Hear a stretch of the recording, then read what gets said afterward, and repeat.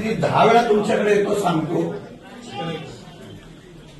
त्या पोलिसांनी त्या आमच्या सरपंचाला अटक करण्यासाठी रोज गाडी गावात जाते आणि ज्यांच्यावर केस झाली तुम्ही मला सांगताय डीवायएसपी चौकशी करताय. डीवायएसपीना विचारल्यानंतर डीवायएसपी म्हणताय आमची चौकशी चालू आहे.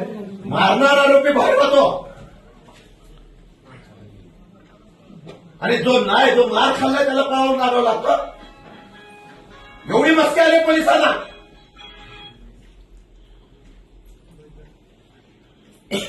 गरिबांना न्याय आहे का नाही?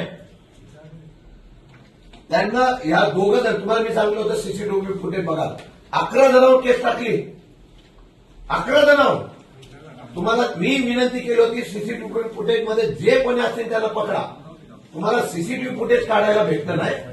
आम्ही सांगून सुद्धा आणि त्या लोकांना जामीन घ्यावा लागतो. कारवाई 23 दिवस झाल्यानंतर सुद्धा होत नाही. त्या लोक बाहेर आली नाही. आणि तुम्हाला विचार तुम्ही सांगता आम्हाला डीवायएसपीकडे ती चौकशी दिलेली आहे. ते डीवायएसपी आता डीवायएसपी येऊन द्या सगळ्या.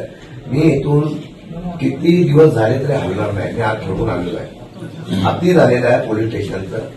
रोज येऊन आम्ही वेळ मूर्खासारखे येतो लोकप्रतिनिधी आणि मूर्खासारखं तुम्हाला सांगत बसतो. तुम्हाला जे करायचं तुम्ही करताय. माझ्याकडे व्हिडिओ क्लिप आहे, ऑडिओ क्लिप आहे, ती पण मी पोलीस स्टेशनची आता बाहेर देतो.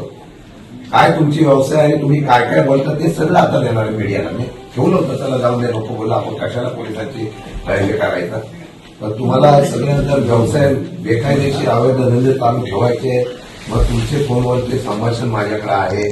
त्या संभाषणमध्ये तुम्ही सांगताय तो कोण कोण दारूचा धंदा चालू करतो तुम्हाला सांग. तुला काय काय नाही तुझा धंदा चालू ठेव का मला माहिती दे. सगळं माझ्याकडे रिपोर्ट आहे. मला या केसबद्दल निर्णय काय देणार तुम्ही सांगा. नाही तर एसपी नाही तर बोलून घ्या. मी अजिबात हलणार नाही.